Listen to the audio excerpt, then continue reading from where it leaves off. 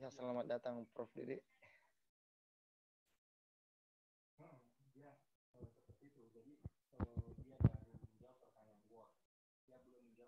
Halo Prof.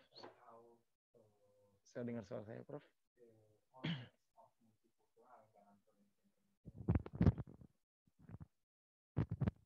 Bisa dengar suara saya, Prof?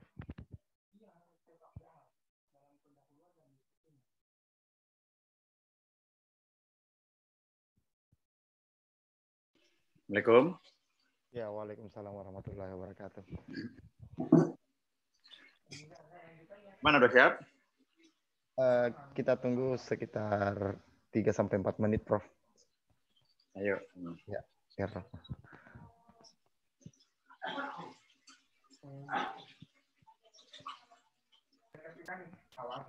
Bagaimana kabar, Prof? Alhamdulillah baik. Ya, baik. Ya, sehat.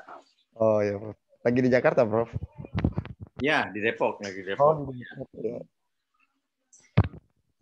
Jadi nanti ini PowerPoint-nya nanti biar saya yang share screen atau Bapak? Saya coba sendiri ya, kalau saya nggak bisa dibantu. Oh ya, Saya coba sendiri dulu. ya, siap. Ya.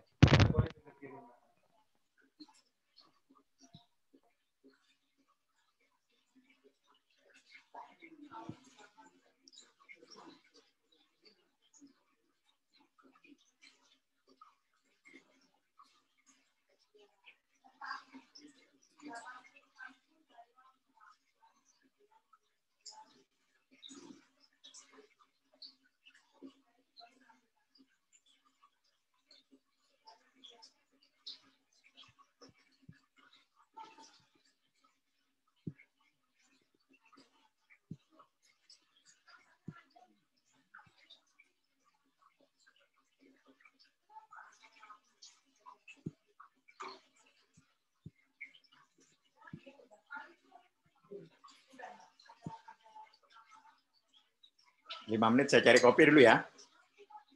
Saya nyari kopi ya sambil nunggu pesertanya ya. Ya, Prof. Siap. Ya. Ya, oke.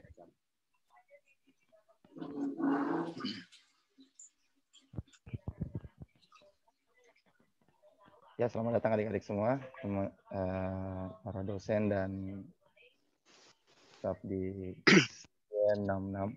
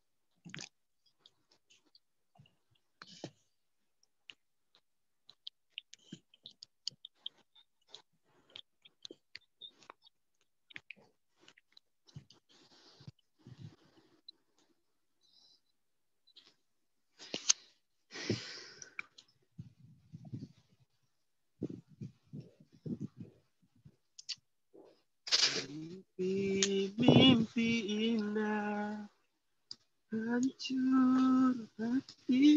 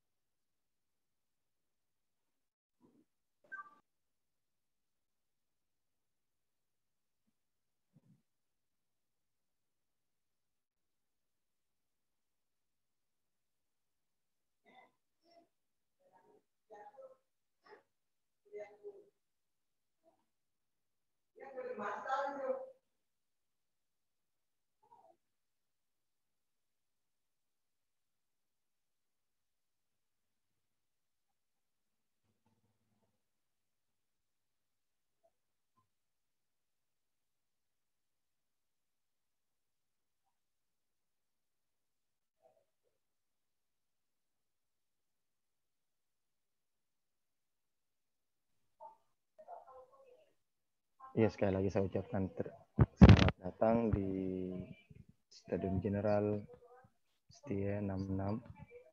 Ya, kita menunggu Prof. Didi untuk membawa kuliah umum dengan tema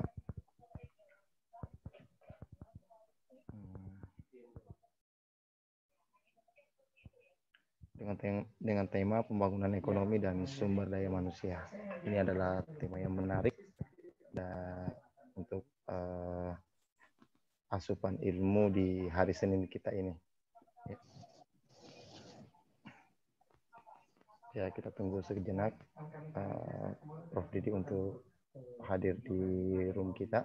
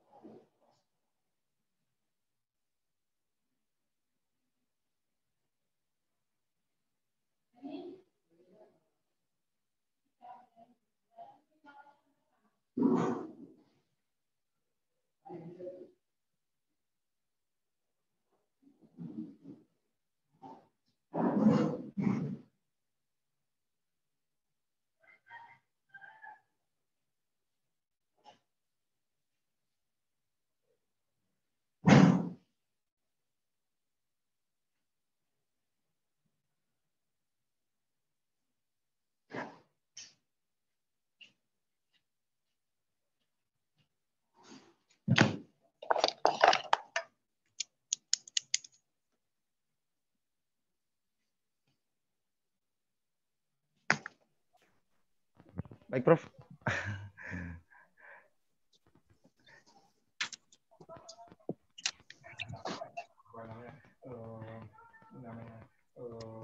Inilah yang membuat jurnal itu.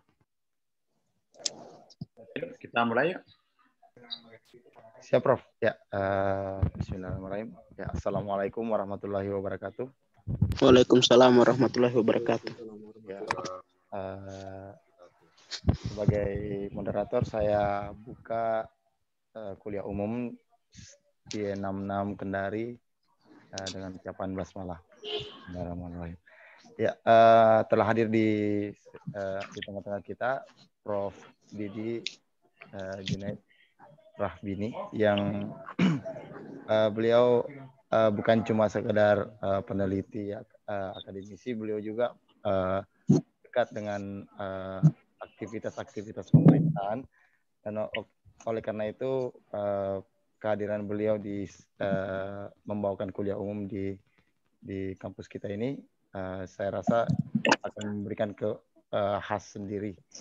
Oke, untuk mempersingkat waktu kepada Prof. Didi, saya persilakan untuk membawakan presentasinya. Baik, assalamualaikum warahmatullahi wabarakatuh. Waalaikumsalam warahmatullahi wabarakatuh.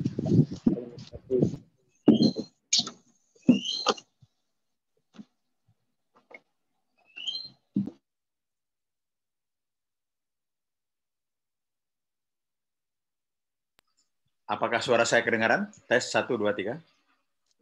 Ya, kedengaran, Prof. Kedengaran, Prof. Baik, sekalian ya, ini kuliah umum ya, tapi saya mengundang teman-teman saya juga yang mungkin menyusul.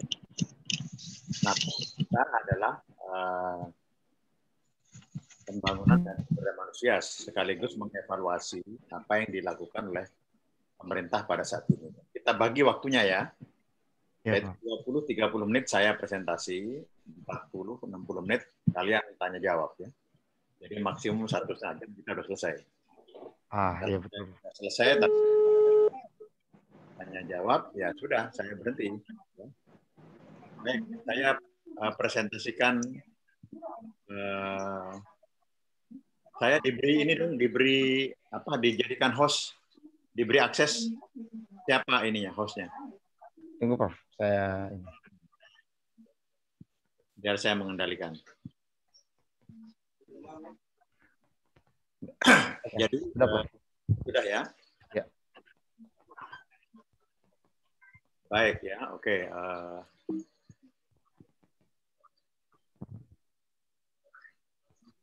Oke ya, saya slide ya. Baik, saudara-saudara sekalian ya. Ini saya. Topik saya evaluasi terhadap pembangunan ekonomi dan sumber daya manusia ya. Ini bisa untuk kampus, bisa untuk teman-teman di luar kampus ya. Saya mulai pertama ya. Kenapa tidak bisa saya? Nggak bisa bergerak ini saya, slide saya. Oke. Oke ya, ini slide 2 ya. Jadi, saudara-saudara sekalian, pembangunan manusia itu adalah amanat dari konstitusi kita. Sangat penting. Ya. Jadi, di dalam pembukaan Undang-Undang Dasar kita itu, ya, Founding Fathers kita itu tujuan dari kita hidup berbangsa dan bernegara ini 1+ ya, yaitu memajukan kesejahteraan umum dan mencerdaskan kehidupan bangsa. Jadi persis seperti judul dari seminar atau studium general ini, yaitu pembangunan ekonomi, pembangunan sosial ekonomi, dan mencerdaskan pembangunan manusia. Itu adalah tujuan kita berbangsa dan bernegara, ya. Yaitu mencerdaskan kehidupan bangsa dan memajukan kesejahteraan umum. Itu tertera di Undang-Undang Dasar dan pembukaan Undang-Undang Dasar 1945 kita. Ya. Caranya bagaimana? Khusus untuk mencerdaskan kehidupan bangsa adalah pendidikan dan budaya, ya. Yaitu mengembangkan karakter manusia, ya, culture dan seterusnya. Nah sekarang bagaimana posisi kita, ya? Posisi kita di dalam ekonomi, ya, kita masuk G20, ya, ya, kelompok negara dengan ekonomi yang besar, ya, besar ukurannya. Karena apa? Karena luas wilayah dan jumlah penduduk yang sangat besar, ya, dikalikan pendapatan per kapita. Jadi kita masuk kelompok G20, ekonomi yang besar, ya, tetapi ya ranking Human Development Index-nya itu ada di ranking 111. Ya. Memang beberapa tahun terakhir ini meningkat, ya, tetapi tetap posisi kita itu di ranking 111. Ya. Coba Anda bayangkan, di dalam satu kelas kalau kita mengajar ada 120 orang, ranking seorang anak itu di 111. Apa bayangan Anda apa?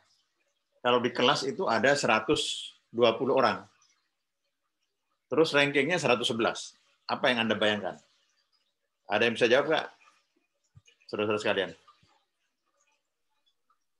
Ada yang bisa jawab nggak? Ya, mungkin perlu berusaha lagi, Prof.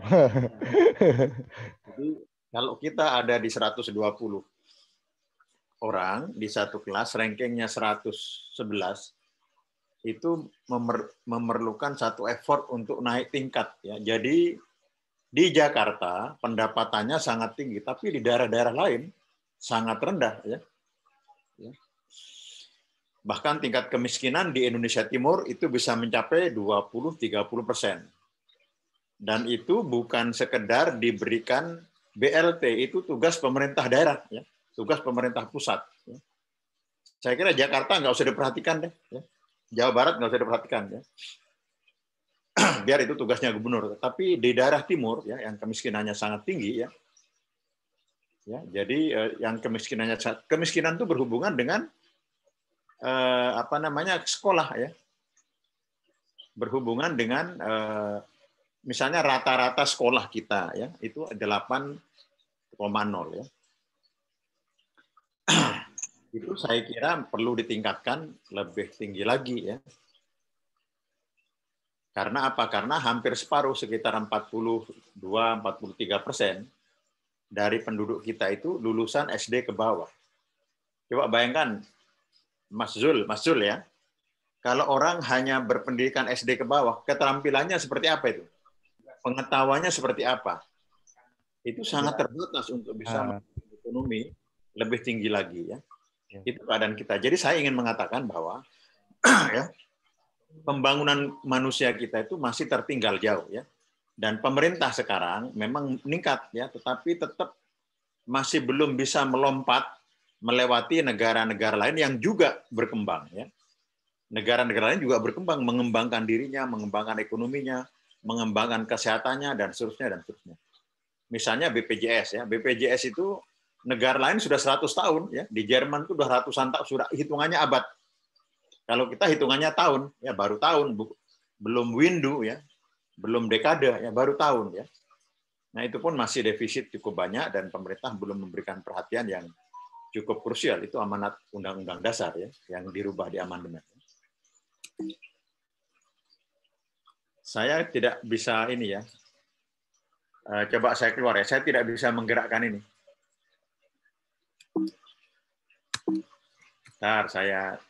Slide saya tidak bergerak. Ya, ini, ya. Oke, ya. Coba perhatikan, ya. Memang saya tidak mengatakan pemerintah tidak melakukan usaha, ya. Ya, ada peningkatan, ya, dari peningkatan dari indeks pembangunan manusia kita, tetapi negara lain juga meningkat, ya. Jadi yang lain tambah pinter, kita tambah pinter, yang lain tambah pinter lebih dari kita, ya, sehingga posisi kita tetap di 111, ya. Jadi kita belum bisa meningkatkan indeks pembangunan manusia kita itu sejajar, setara dengan negara-negara lain, ya. Jadi saya ingin mengatakan kita masih tertinggal, ya. Dan memang di periode pertama Pak Jokowi itu, Joko Widodo itu hanya memfokuskan kepada pembangunan fisik, ya. Baru sekarang pada periode kedua pembangunan sumber daya manusia, tetapi belum kelihatan, ya, seperti apa wujud pembangunan manusia, ya. Misalnya Kementerian Pendidikannya diberikan kepada anak muda, ya, karena pinter IT, ya. Menurut saya ini gambling, ya. Jadi untuk memberikan portofolio pendidikan kepada anak muda, ya, itu yang juga itu pertaruhan, ya.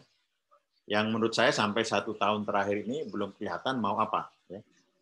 Dan bahkan sebenarnya pada saat ini karena ada COVID, justru harusnya pendidikan itu ditransformasikan besar-besaran, ya, kepada e-learning, ya, atau e-education, ya. Sekarang tidak terlihat, ya. Jadi memang ini sangat gambling dan sebenarnya tidak apa-apa asal kepemimpinannya itu bagus, tetapi seorang anak muda memimpin guru besar, yaitu dalam kultur timur itu berat, ya, implikasi cukup berat. Jadi itu gambling, ya, gambling yang menyengsarakan pendidikan, ya. Itu kurang bertanggung jawab dalam pandangan saya, ya. Tapi kalau untuk eksperimen hal-hal lain, ya, misalnya untuk badan kreativitas atau yang lain, menurut saya oke, ya. Tetapi untuk bidang pendidikan digamblingkan kepada anak milenial itu membuat pendidikan itu sebagai taruhan yang kurang bertanggung jawab, ya. Contohnya staf khusus itu banyak penyimpangan-penyimpangan yang terjadi karena nggak ngerti bagaimana kepemimpinan dan pemerintahan dijalankan. Saya bagaimana, ya, saya tidak bisa bergerak ini. Coba saya keluar ya. Bisa Pak Zul ganti ya? Pak Zul bisa nggak? Bisa, Prof. Bisa. Ganti ya. Saya stop ini ya. Coba tolong diganti deh. Saya diganti ya. Oke, punya saya tidak bergerak. Ya. Oke, saya ambil alih, Prof. Ya, silakan. Oke. Ya. Ya. Oke, itu slide 5 ya. Sekarang slide 5 ya. Slide 5. Slide 5 coba. Masuk slide 5. Ini, Prof. 5. Tidak bergerak juga. Terus, Prof. Ini, Prof. Dan kepada saya masih slide 1 nih. Hah? Oh, belum tampil di slide. Jadi saya masih slide 1.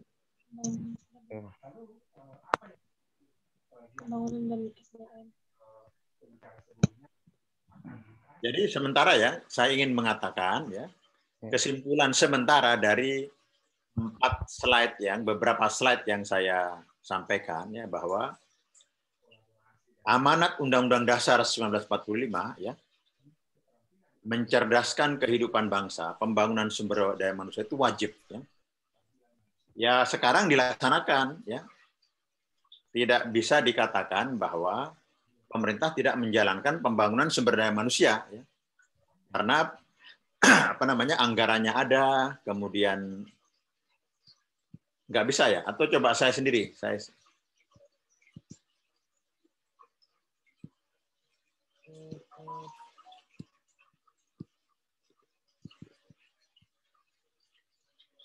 nggak bisa ya, punya saya nggak. Coba Mas Zul ya, bisa nggak?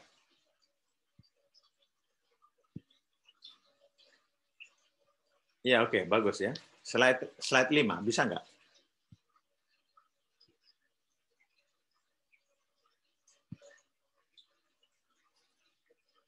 Ya, stop ya, oke ya. Nah tadi ya di beberapa slide sebelumnya saya menyampaikan ya bahwa pembangunan sumber manusia itu wajib ya, itu amanat konstitusi kita ya. Di dalam pembukaan Undang-Undang Dasar 1945 ya, tujuan tunggal 1+ dari negara ini berdiri adalah mencerdaskan kehidupan bangsa. Nah, tetapi ya sampai sekarang ya, indeks pembangunan manusia itu rankingnya masih rendah, 111. Itu sangat rendah ya. Saya tidak mengatakan pemerintah tidak berusaha. Sudah ada perbaikan, tetapi masih di relatif. Kalau ingin, saya sudah bergerak ya. Tapi lari kecepatannya 10 km per jam, itu kan lari lemes ya. Larinya harus 30 ya. Harus 2 kali lipat, 3 kali lipat dari kecepatan itu ya. Biar dikatakan lari yang cepat ya. Sehingga rankingnya kita masih di 111 dan kalah dengan negara lain yang juga berkembang. Ya. Coba kita lihat Human Development Index ya. Di dalam peta ini ya, kita lihat ya, yang warna biru tua ya, itu adalah yang sangat tinggi ya. Itu terutama di Australia, Amerika, Kanada, ya Eropa dan seterusnya. Ya, yang biru muda ya seperti Indonesia itu ada di tengah. Jadi Indonesia itu Human Development Index-nya itu tidak tinggi, tidak sangat tinggi, tidak tinggi. Tidak tinggi, tidak sangat tinggi, tapi tengah-tengah ya. Nah, tengah-tengah itu sama dengan rata-rata negara berkembang. Jadi Indonesia ini belum berhasil melompat menjadi negara yang tingkat Human Development Index-nya tinggi ya. Memang ekonomi ya tumbuh 5% ya enggak. Bahkan zaman SBY tumbuh 6,5%. Tetapi itu belum berhasil ya mendorong kualitas sumber daya manusia karena ada yang tertinggal terutama di daerah timur ya. Itu yang patut mendapat perhatian ya. Nah, dalam masa pilkada ini ya menurut saya kepala-kepala daerah itu harus diukur dengan Human Development Index ini ya.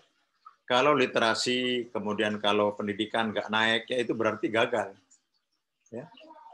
Berarti itu gagal ya. Ini harus ada orang pandai di Indonesia Timur ya, di daerah-daerah yang HDI-nya rendah, ya seperti STIE 66 ini harus jangan hanya seminar di sini, ya, harus bicara di surat kabar ya, di Tribun misalnya ya. Di Tribun atau di Jawa Pos ya. Itu kan ada di seluruh Indonesia. Itu harus bicara ya. Jangan hanya seminar seperti ini. Maka dari itu saya mengundang beberapa teman dan beberapa wartawan bahwa kita meskipun naik pertumbuhannya 5% naik ya, tapi Human Development Index-nya ini merana ya. Ada peningkatan tapi tetap rankingnya merana ya. Lanjut ya. Lanjut, Mas Zul, siapa yang kendalikannya? Nggak bisa ya, kenapa ya? Ada masalah ya? Tes 1, 2, 3.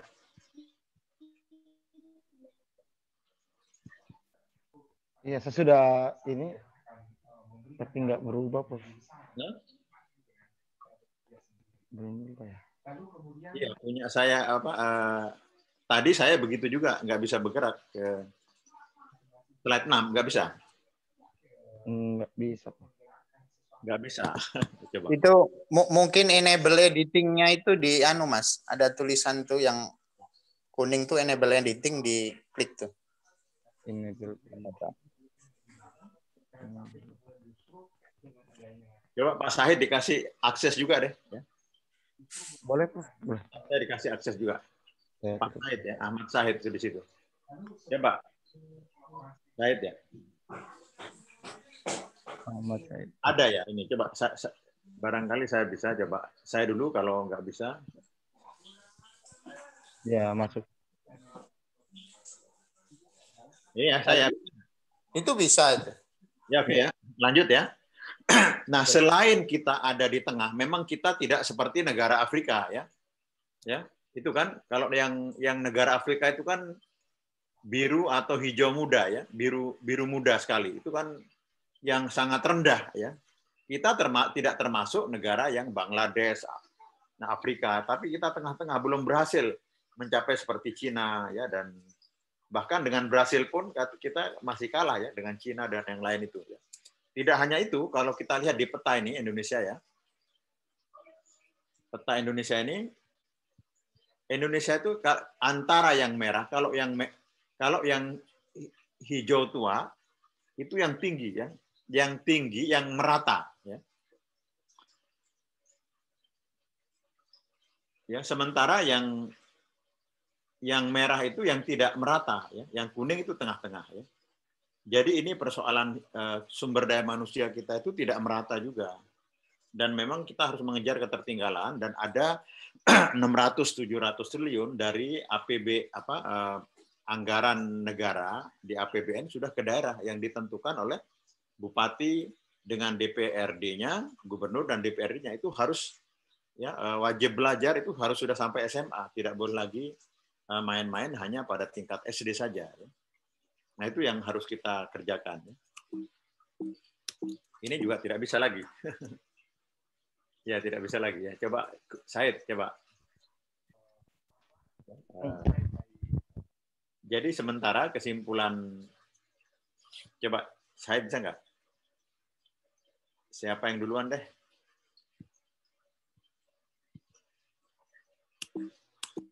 Ya, nggak bisa. Kenapa ya? Coba.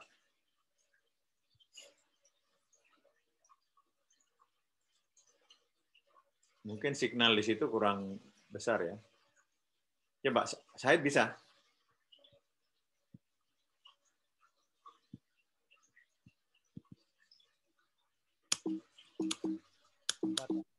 Hah? Bentar. Ya, jadi saya lanjut ya sambil kita diskusi ya.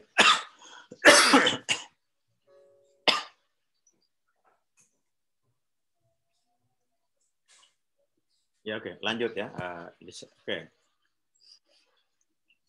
Oke, sekarang slide 7 deh ya. Slide 7. Itu slide 10 ya.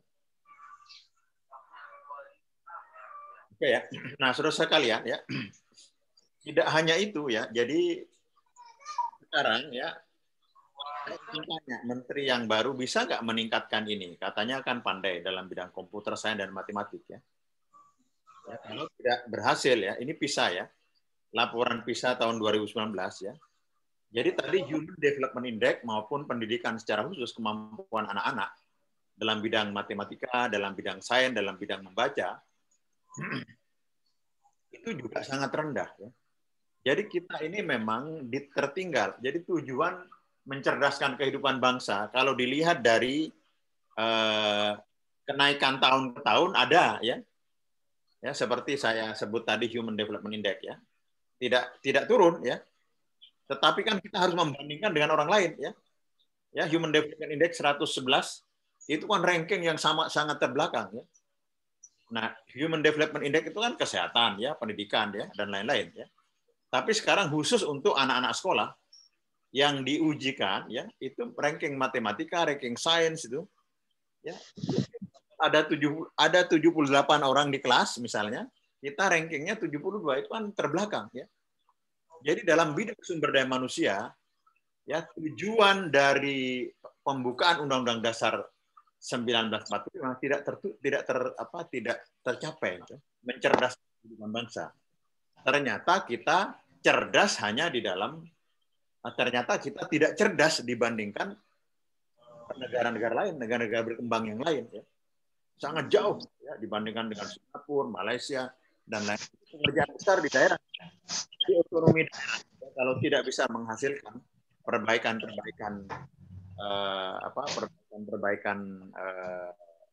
ini, maka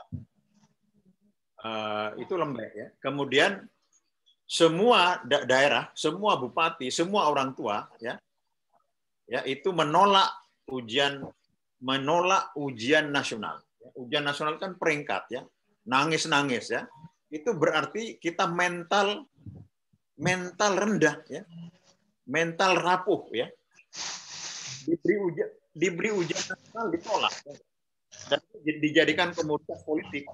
Loh, ujian dokter karena itu siang malam harus bekerja, nangis, ya nggak? Loh, nggak bisa dong. Kalau ujian dokter nggak bisa, ya itu nyuntik orang mati, ya. Nah, jadi saudara-saudara sekalian, kita ini selain pemimpinnya lembek, kultur masyarakat dan mentalnya juga lembek, ya. Jadi revolusi mental juga itu hanya tulisan, ya.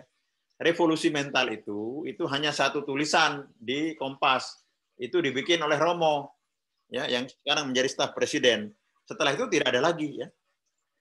Jadi coba ujian nasional, setiap hari ini kan kita diuji, mau dapat SIM diuji, ya enggak? Mau jadi pegawai diuji, ya enggak? Mau jadi kampus diuji, mau jadi profesor diuji, ya enggak? Kan setiap hari ujian. Tapi ujian nasional itu sampai drama, menangis, meraung-raung, dan sekarang sudah terserah, ya.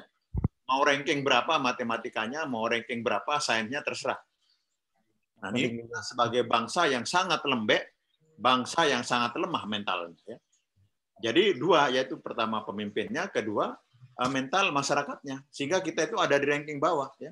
Kita masuk G20 itu bukan karena apa-apa, karena penduduknya banyak kita kalikan, tapi kalau ranking rata-rata pendapatan rata-rata ya rendah juga, ya. Begitu, ya. Itu ranking pisahnya, ya. Dan sekarang tidak punya harapan, ya, untuk bisa naik karena menghadapi ujian nasional aja sudah tidak bisa, apalagi menghadapi ujian internasional, ya. Jadi kalau kita di bulu tangkis itu jago kandang di Kendari saja juara, mana lebih hebat dengan juara di London, ya, Pak Zul, ya? Lebih hebat mana juara di Kendari sama juara di London? Ya di London lah, Pak. Jadi sekarang tingkat nasional aja ditolak. Ada drama, ini kekejaman, ya. Manusiawi, ya. Itu mungkin anak-anak itu menderita, ya, menangis-nangis, ya. Ada yang bunuh diri dan seterusnya. Itu drama dari bangsa yang lemah, ya, bangsa yang lembek, masyarakat yang lembek, ya, termasuk pemimpinnya juga, ya. Nah, itu JK yang meminta agar mentalnya kuat, ya. Itu seperti semangat Bahari dari warga Bugis, tapi semua tidak jadi, ya sudah ujian di kampung saja, ya. Ya, ujian apa yang sudah, ya, nggak bisa melompat 1,5 meter, turunkan aja, ya, supaya kelihatan nggak bisa lari 10 km, turunkan aja lari 1000 meter, ya sudah selesai, ya. Wassalam, ya. Coba slide 8, ya. Jadi slide lanjut ya. Oke, coba kita lihat ya. Di ranking kita itu ada di merah ya. Di peta kita, saya belum dapat yang 2019 ya, tapi saya lihat belum kelihatan di dalam itu. Jadi PISA kita itu udah di daerah merah ya. Jadi kemampuan anak-anak sekolah kita, jadi cita-cita itu Bung Karno, Bung Hatta, ya Syahrir dan kawan-kawan sebagai pendiri bangsa ini adalah mencerdaskan kehidupan bangsa. Tapi kecerdasannya sekarang merah, ya, dan juga belum berhasil ya dirubah sampai sekarang ya. Menteri Pendidikan nggak punya perhatian terhadap ini. Coba selama 4 tahun, 5 tahun sampai sekarang nanti 2024 ya nggak bisa naik apa enggak? Saya tidak yakin ya. Karena kementerian otoritatifnya itu gambling saja. Oke, supaya gagah-gagahan dikasih kepada anak milenial. Supaya gagah ya.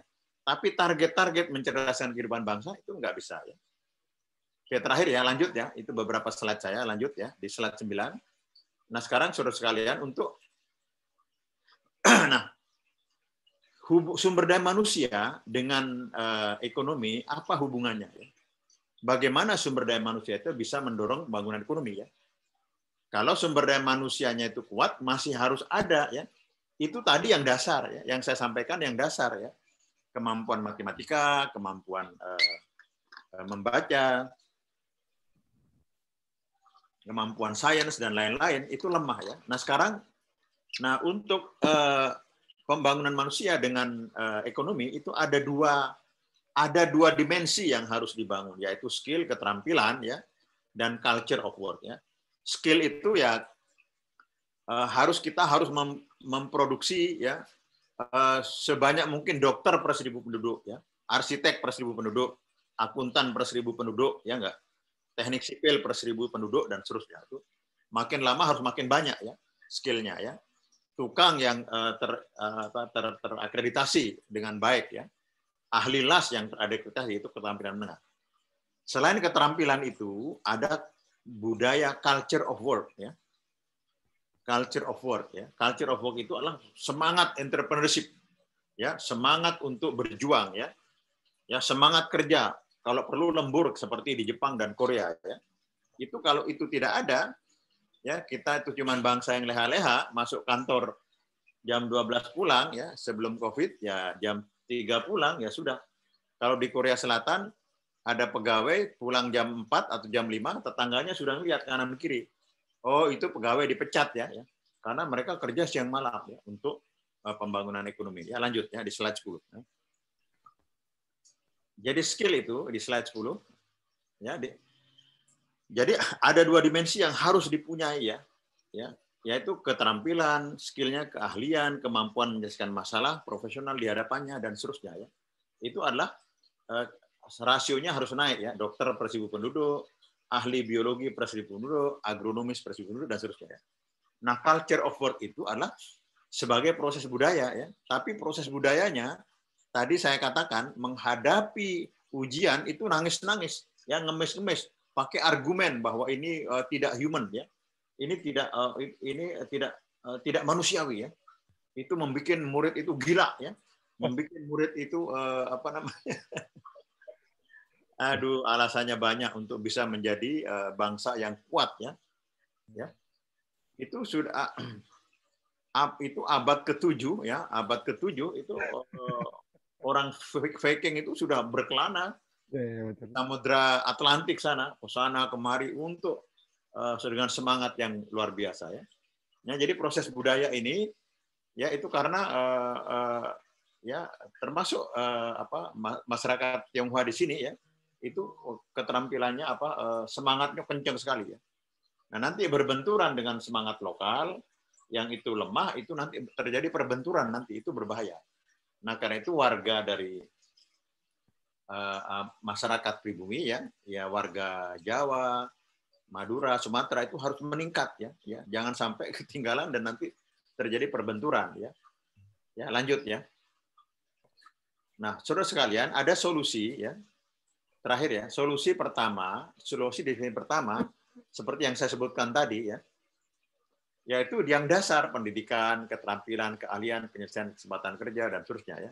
Jadi pembangunan ekonomi itu harus didukung oleh keterampilan, keahlian, ya, dan penyediaan kesempatan kerja, ya, seperti membangun infrastruktur itu bagus, ya, membangun jalan, jembatan, pasar, ya, dalam situasi seperti sekarang, jangan dibagi-bagi, ya. Jadi sekarang itu dibagi-bagi, ya, duit itu ditingkatkan APBN-nya, tapi di instansi di daerah, di pusat tuh keliling kemana-mana, ya, foya-foya, ya, pelesiran terus, ya, ke situ ininya, ya. Kemudian yang kedua, lanjut, ya. Solusi dimensi yang kedua adalah etos kerja, ya, karakter entrepreneurship, ya, membangun watak keluarga, ya, jangan memble, ya. Jadi banyak keluarga menghadapi ujian itu didramatisir oleh koran-koran, ya. Kalau mereka kemudian gila mau bunuh diri, ya, nggak ada ujian yang mau bunuh diri juga banyak, ya nggak? Jadi kita mentalnya lemah, ya. Jadi pendidikan itu bukan sekedar matematik saja, ya. Tadi matematiknya sudah lemah, ya. Sainsnya sudah lemah, ya. Coba ini contoh lanjut, ya. Ini ada lanjut, ya. Kemarin saya menguji lanjut, ya. Kemarin saya menguji Dr. Sandiaga Uno, ya. Yaitu melihat tingkat entrepreneurship value, ya. Nilai kewirausahaan di pimpinan BUMN. Ya. Jadi hampir 100 pimpinan BUMN diwawancarai, ya. Jadi pimpinan BUMN itu yang memegang kendali separuh dari ekonomi, ya. Coba itu dari bank BUMN itu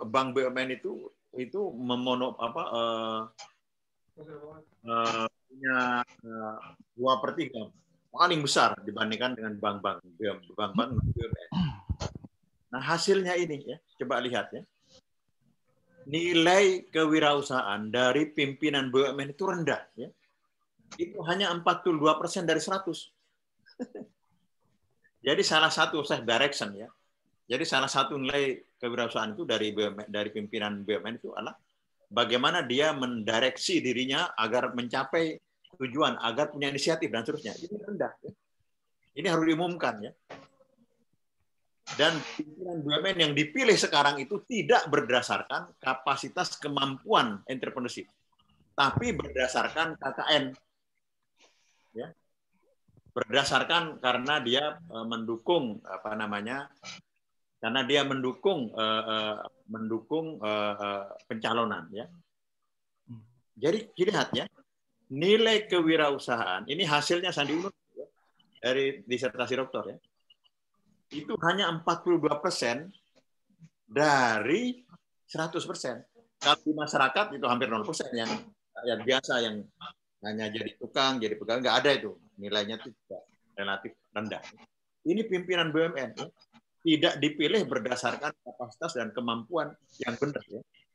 Nah, karena itu banyak BUMN yang nggak benar juga, ya. Jadi, ya, kualitas manusia kita itu di banyak dimensi, di banyak hal itu rendah, ya. Terakhir, nah ke depan, ya, yang lanjut, ya, ke depan, ya, pendidikan, terutama pendidikan tinggi itu adalah dasar dari ekonomi ke depan, ekonomi, ya, knowledge industry, ya, ekonomi baru adalah berdasarkan pengetahuan, berdasarkan inovasi, ya, berdasarkan IT, berdasarkan kreativitas, ya. Oleh karena itu proses atas kita punya masalah di bawah, ya. Jadi tadi kan saya mengatakan 42-43% SD ke bawah, ya. 2/3 SMP ke bawah, ya. Tapi yang di bagian atas itu harus ada ilmu pengetahuan, ya. Jadi karena itu proses pendidikan perlu menekankan keseimbangan nilai moral, etika, dan nilai ekonomi, ya. Jadi tidak hanya ya akhlak dan moral penting sebagai fondasi, tapi kalau tidak punya kemampuan hidup, ya, itu repot, ya, nanti, ya. Itu pesantren juga harus didorong. Jadi contohnya pesantren Darul Falah di Bogor, ya. Pesantren Darul Falah itu adalah selain mempunyai akhlak, mempunyai kemampuan di bidang pertanian, di bidang inovasi, ya, sehingga mereka bisa bermanfaat untuk kanan kirinya, ya. Jadi kalau di dalam ada itu, ya, ada orang yang zikir, ya. Nabi sedang melihat orang jalan dari masjid, sahabatnya Nabi mengatakan, itu orang yang zikir hebat sekali itu, luar biasa itu nilainya. Tapi Nabi bertanya, yang memberi makan siapa? Itulah yang lebih baik dari yang zikir itu, ya. Jadi di dalam nilai-nilai agama juga memberikan nilai yang tinggi terhadap orang yang mencari nafkah, entrepreneurs, inovasi, penelitian, ya, ekonomi, pembangunan ekonomi, wirausaha dan seterusnya. Ya. Jadi ada yang lewat, ya. Sahabat Nabi mengatakan itu orang luar biasa. Nabi tanya balik, saya ulangi, yang ngasih makan siapa yang zikir itu? Itulah yang lebih bagus. Ya. Jadi tidak bisa kita hanya berzikir saja tanpa bisa cari makan, ya. Harus bisa cari makan, memberikan manfaat orang lain, ekonomi pada orang lain, ya, dan seterusnya. Ya. Nah, ke depan terakhir adalah knowledge, ya. Lanjut, ya. Nah, dalam situasi sekarang, ya, di mana perdagangan di pasar itu tidak bisa karena COVID dan seterusnya, knowledge based economy ini penting, ya, yaitu berdasarkan e-commerce, e-learning. Seperti sekarang seminarnya itu saya tidak perlu datang ke Kendari, ya, tidak perlu datang ke Makassar, ya, tapi bisa memberikan saran-saran seperti ini. Ya. Saya kira saya sudah 45 menit, ya, saya sudah hampir 1 jam, ya. Saya silakan bertanya, nanti saya jawab, ya. Tidak boleh lama-lama, waktunya 40 menit, ya, 45 menit lah, ya. Selesai dari itu cukup, ya. Saya harus ada kegiatan lain. Oh iya, siap. Assalamualaikum warahmatullahi wabarakatuh. Waalaikumsalam warahmatullahi wabarakatuh. Ya, kepada peserta atau audiens Stadion General, saya beri kesempatan untuk bertanya.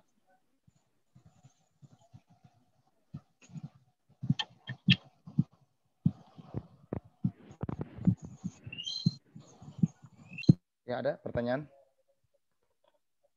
Ya, tadi Prof, saya lihat yang namanya yang di Indonesia secara idealnya memang ditawarkan culture of work. Nah, terus yang kita hadapi dengan tadi realitas banyak ibu-ibu yang meraung-raung karena menganggap anaknya tidak sanggup berkompetisi dan seterusnya, yang malah menciptakan culture of reason gitu. Bukan lagi culture of work. Jadi semuanya pakai yang diandalkan adalah excuse.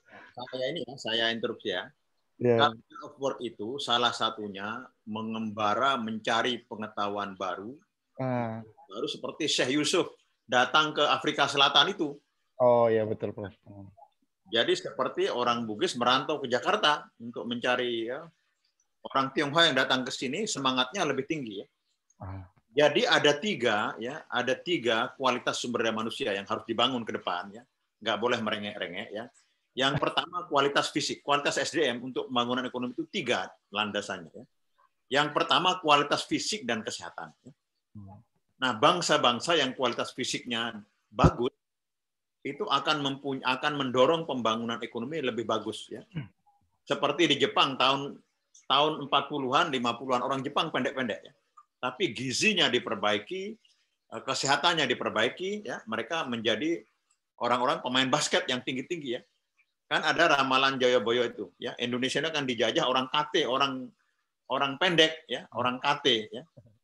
Nah, sekarang pemain basket Jepang tinggi, ya. Jadi kualitas pertama itu kualitas kesehatan dan kualitas fisik. Kualitas fisik itu ada dalam Human Development Index, ya. Ya, Human Development Index-nya itu rankingnya 111. Ya, itu angka yang bagus, ya. Angka yang magic, ya. Jadi kualitas pertama itu adalah kualitas fisik. Kualitas kedua yaitu keterampilan skill yang saya sebut tadi, ya. Skill itu adalah keterampilan, ya, yaitu sebagai dokter, sebagai ahli biologi, sebagai farmasi, apoteker, sebagai ahli sipil, ahli perminyakan, dan makin banyak, ya. Nah, itu peranan dari UMI, peranan dari Unhas itu sangat tinggi. Tapi UMI dan Unhas tidak boleh hanya ada di Makassar. Itu harus ada di Sulawesi Barat, harus ada di Poso, harus ada di daerah-daerah itu, harus semakin banyak, ya. Dan terutama vokasi-vokasi, ya. Itu yang kedua, ya.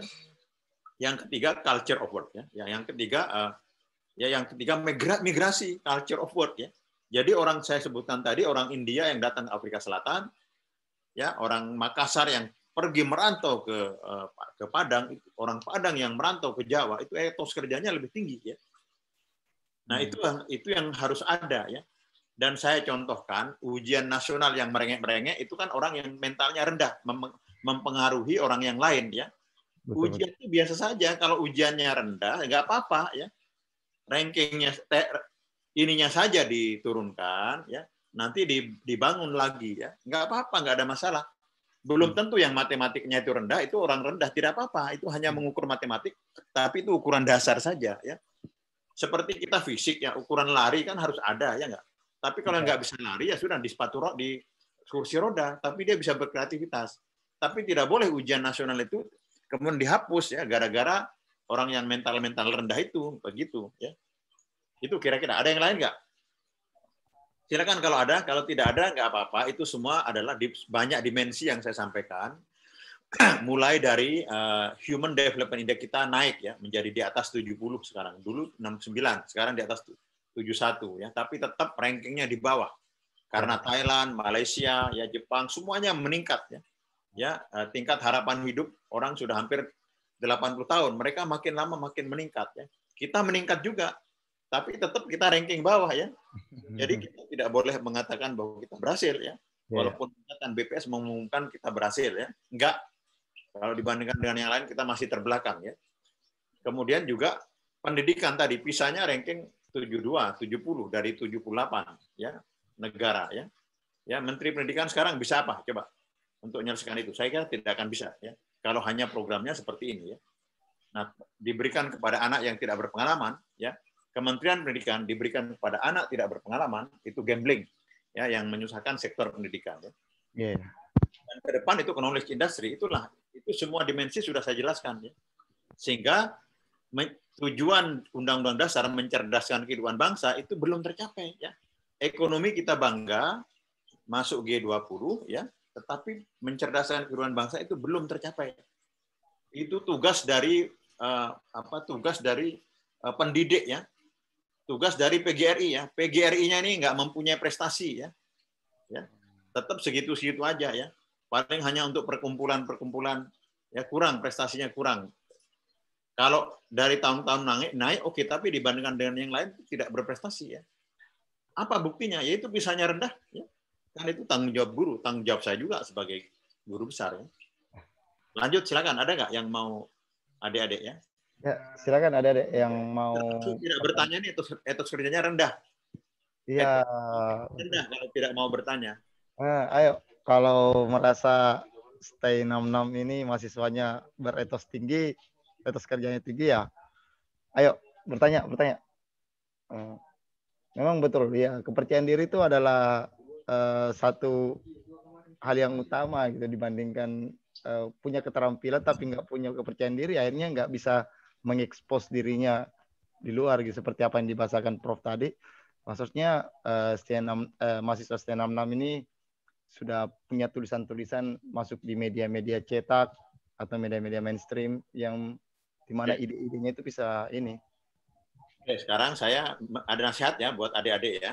Ya, Prof. Selain modal pendidikan, modal pengetahuan, Anda itu tidak akan berhasil kalau hanya sekedar modal pengetahuan, kecuali mau menjadi hanya peneliti di lab, seumur hidup di lab, itu bagus ya.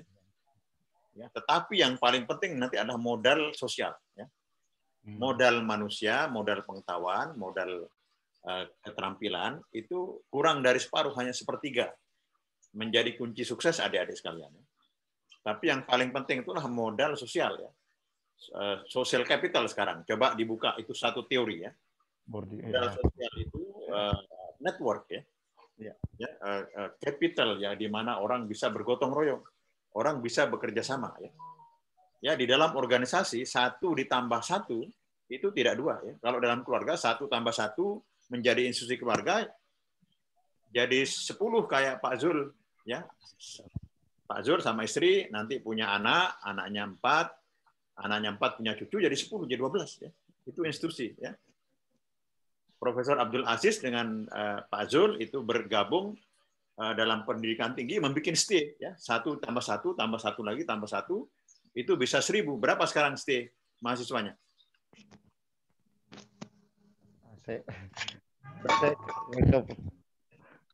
Berapa Prof Aziz? Ya, itu bisa 700, bisa 1000 ya. Ya, jadi modal sosial itu adalah jaringan, kepercayaan, perasaan, network, pertemanan dan sebagainya. Jadi kalau bertanya saja, berkomunikasi saja kurang, ya itu nanti modal sosialnya kurang ya. Oke, ini sekarang sesi terakhir ya. Saya kasih kesempatan 2 atau 3. Setelah itu saya harus punya tanggung jawab lain ya. Silakan Pak Zul, teman-teman dosen juga tidak apa-apa. Ya, adik-adik rekan-rekan dosen juga yang mau bertanya. Ya, ini kesempatan yang menarik buat kita. Muhammad Harun mau bertanya silakan. Assalamualaikum warahmatullahi wabarakatuh. Ya, ini ada adik Gusni Atin. Ya, silakan, Dek. Ini Prof, saya mau bertanya. Kan tadi Prof bilang Indonesia masih sangat jauh tertinggal dengan negara yang lain. Bagaimana Indonesia mampu mensejajarkan indeksnya itu dengan negara lain, Prof? Itu saja. Terima kasih. Assalamualaikum warahmatullahi wabarakatuh. Ya, tadi kan saya yang pertama PISA ya. PISA-nya itu, PISA itu kan nilai dalam bidang sains, bidang matematik, bidang bahasa membaca. Ya. Nah, saya ingin mengatakan kalau ingin meningkatkan PISA, maka standarisasi ya di sekolah-sekolah pesantren itu perlu ya. Kan ahli-ahli di zaman keemasan Islam itu kan ahli astronomi, ahli matematika ya. Ya, angka 0 itu dibikin di dalam dunia Islam. Kalau tidak ada 0, itu angka itu berderet-deret seperti angka Romawi ya. Ya, ada 0 itu bisa menuliskan 1 juta hanya 0-nya 6 ya. Ya, ilmu pengetahuan itu di pesantren harus ya. Dulu zaman Cak Nur, ya saya kan ketua Yayasan Para Madinah. Zaman Cak Nur itu membuat satu program bagaimana matematika di pesantren itu meningkat ya enggak. Ya, sains walaupun itu agama tetap harus ada ya. Basic matematika itu kan ngitung ya, ngitung uang, ngitung segala macam. Basic itu harus ada dan itu penting dilakukan ya. Itu untuk naikkan PISA. Untuk meningkatkan Human Development Index itu harus investasi di bidang kesehatan. Ya. Investasi di bidang kesehatan ya. Investasi di bidang-bidang yang lain ya. Ya. Itu semuanya harus dilakukan dan sekarang APBN-nya itu sudah hampir 3.000 triliun, tetapi untuk investasi di bidang kesehatan itu masih kurang. Ya. Di bidang pendidikan harus di daerah-daerah terutama ya. Kalau di Jakarta ini sudah seperti negara maju ya. Kalau Jakarta itu dibuang ke laut, itu Indonesia terbelakang, negara terbelakang ya. Jawa Barat, Jakarta dibuang ke laut, Indonesia negara terbelakang kayak Afrika ya. Nah, apa maksud dari ini saya? Pemda-pemda itu bertanggung jawab untuk meningkatkan pendidikan dan kesehatan secara terus-menerus. Dan juga pemilu harus itu ukuran yang wajib itu, jangan yang lain-lain ya. Oh, ini membangun tolong membangun pasar boleh ya. Tetapi indikator ekonomi dan sosial ya, apakah bisa selama 5 tahun ini ya indeks pembangunan manusianya naik 5 tingkat 5 level ya. Ya, misalnya dari 64 menjadi 75 misalnya ya. Itu harus dilakukan, harus ada orang pinter ya. Ya, itu orang pinter di kampus ya. Kalau orang pinternya itu hanya di kampus saja, inward looking ya. Ya, hanya jago kandang di kampus saja, tidak mempengaruhi politik ya, tidak berbicara kepada ketua DPR, bupati, kepada gubernur, ya sudah terbelakang terus ya. Demokrasi sekarang memberi peluang agar kita berpartisipasi ya. Itu ya jawabannya. Ada yang resen nih, Muhammad siapa Darun tadi ya? Coba yang ada resen tadi. Nggak jadi ya? Nggak jadi kan. Tadi Muhammad Darun siapa ya? Oh, saya tidak perhatiin, Prof. Hah? Iya, yang mana ya? Tadi ada Raisen. Oh, saya iya tidak sempat diperhatikan, Prof. Ya. Oke. Baik ya, Pak Zul ya. Ini karena tidak banyak yang bertanya ya. Kita diskusinya terbatas saja. Ya. Ini ada Mega. Ini ada Mega. Ya, ini adik Mega. Ya, silakan. Mega. Ya. Assalamualaikum warahmatullahi wabarakatuh. Waalaikumsalam. Ini Pak, Indonesia ini kan maksudnya kita harus peduli dengan pendidikan, terus kayak culture of war itu. Tapi saya perhatikan, maksudnya dalam lingkungan saya kan kebanyakan berada di lingkungan sosial. Saya menjadi volunteer di beberapa organisasi dan juga volunteer lepas. Nah, saya melihat di masyarakat, maksudnya teman-teman banyak teman-teman yang berpendidikan secara intelektual mereka top, tetapi saya perhatikan kadang emosional mereka, attitude mereka tuh masih kurang seperti itu. Bagaimana untuk mengarahkan SDM Indonesia ini, mereka bukan hanya memperhatikan intelektual, tapi mereka juga memperhatikan emotional question-nya sama attitude. Bagaimana, Pak? Ya, pembangunan emosi, ya, pembangunan mental itu tidak banyak didapat di pendidikan, tetapi ada di dalam keluarga dan sosial, ya. Termasuk pengembangan diri, ya. Jadi belajar itu tidak hanya di sekolah, ya. Belajar itu di keluarga. Justru keluarga itu fondasi yang paling penting dan sangat penting untuk pembangunan manusia, ya. Kalau keluarganya itu berantakan, mendidik anak tidak bagus, ya. Ibu-ibunya itu gaul terus, ya, tidak memperhatikan anaknya, maka dia memproduksi generasi mendatang yang kualitas emosinya rendah, ya. Jadi kita secara bersama-sama, yaitu 3 pilar, yaitu keluarga, kemudian lingkungan pendidikan, sekolah, dan lingkungan sosial, itu secara bersama-sama harus ikut serta membangun sumber daya manusia, ya. Jadi membangun mentalitas dari anak-anak, terutama anak-anak masa depan, ya. Kalau itu tidak bisa dibangun, maka kita akan gagal, ya. Nah, banyak sekali masalah, terutama di pinggiran Jakarta, itu kriminalitas sangat tinggi, ya, terutama di daerah-daerah yang miskin, daerah-daerah kumuh. Nah, itu harus tetap menjadi perhatian pemerintah agar daerah kumuh itu ditata, ya, enggak, dengan bagus, ya. Kemudian RT RW-nya itu dibangun dengan baik, ya. Kriminalitas itu sangat tinggi di situ, ya. Tapi di lingkungan seperti di Bali, di mana kelembagaan sosialnya itu kuat, ya, itu kriminalitas rendah, ya.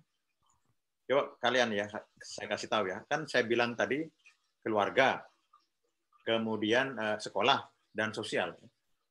Nah, lembaga sosial di daerah-daerah kumuh di sekitar Jakarta ini, di Tangerang, di Bekasi itu rendah, ya. Kriminalitasnya tinggi. Sementara di Bali itu kelembagaan sosialnya kuat, ya, kontrol sosial kuat, kriminalitasnya rendah, ya.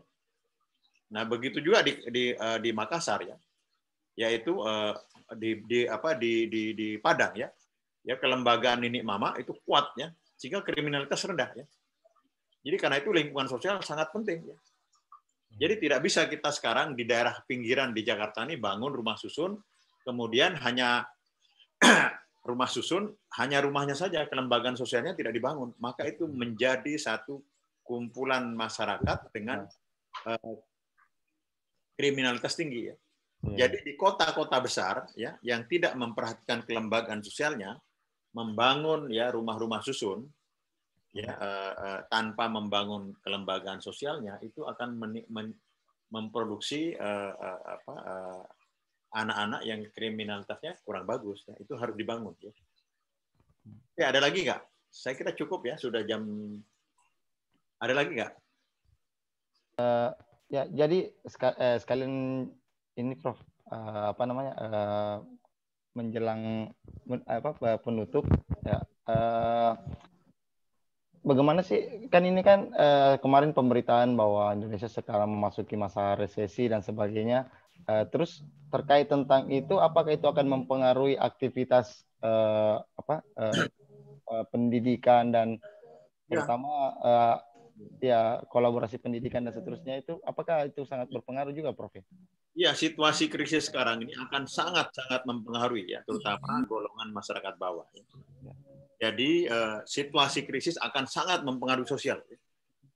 Jadi situasi yang tidak menentu, ya, akan meningkatkan kriminalitas, ya, akan meningkatkan kebingungan sosial, akan meningkatkan kemiskinan, akan meningkatkan macam-macam, ya. Karena itu, ya, tanggung jawab pemerintah harus kepada golongan masyarakat yang paling bawah, bukan hanya dibagi-bagi BLT, tapi perhatiannya juga kepada lingkungan masyarakat ini. Tanpa itu, maka sementara di golongan atas itu relatif bisa menyelesaikan tingkat kantornya atau tingkat lembaga pendidikan, universitas, itu akan relatif aman, ya. Contohnya belajar mengajar di tingkat universitas kan tetap jalan. STIE kan tetap jalan ya dengan menggunakan teknologi tinggi ya. Ya. Tetapi di golongan masyarakat, di pemukiman kumuh ya, golongan masyarakat yang tidak pasti pendapatannya itu krusial ya, sehingga pemerintah daerah terutama harus memberi perhatian kepada golongan masyarakat sumber daya manusia di lapisan ini ya. Saya kira begitu ya. Saya sebagai kata penutup saya ingin mengatakan terima kasih ya kepada STIE 66 yang kerjasama dengan LP3. Saya tiap ada ceramah begini saya harus kerjasama dengan LP3. Dari Muhammad Ridwan ya. Kemudian staf saya yang ikut akan mengundang beberapa teman dan wartawan ya. Nah, saya kira ke depan boleh mengundang saya lagi nanti diatur. Tetapi sebaiknya itu isunya itu terkait dengan permasalahan yang aktual yang dihadapi oleh masyarakat, pemerintah dan bangsa ini ya. Termasuk isunya itu isu yang hangat dibicarakan sehingga kita bisa kalau ada rekomendasi itu bisa menjadi masukan-masukan bagi pemerintah maupun pemerintah daerah ya. Termasuk kritik ya. Ya, demokrasi itu kritik sangat penting. Tidak bisa pemerintah itu memerintah dengan semaunya sendiri. Masyarakat diberikan kesempatan untuk berpartisipasi ya. Ya, Pak. Saya kira demikian ya. Mas, terima kasih mengundang saya dari jauh. STIE 66 ini di Kendari ya? Iya, Prof. Iya, Prof. Baik ya, adik-adik sekalian ya, selamat belajar ya. Kalian itu adalah generasi masa depan bangsa dan raihlah ilmu pengetahuan ya. Nanti harus menjadi lebih dari generasi yang sudah tua. Saya Pak Didi sama Pak Zul ini. Demikian. Selamat siang. Sudah dengar di situ ya. Assalamualaikum warahmatullahi wabarakatuh. Waalaikumsalam warahmatullahi wabarakatuh. Terima kasih Pak. Ya, terima kasih Prof Didi ini yang memberikan kepada kita semua untuk mendengarkan kuliah umum. Dan saya tutup general ini dengan ucapan hamdalah. Alhamdulillah. Oke, terima kasih para partisipan. Wassalamualaikum warahmatullahi wabarakatuh. Waalaikumsalam warahmatullahi wabarakatuh. Terima kasih Pak.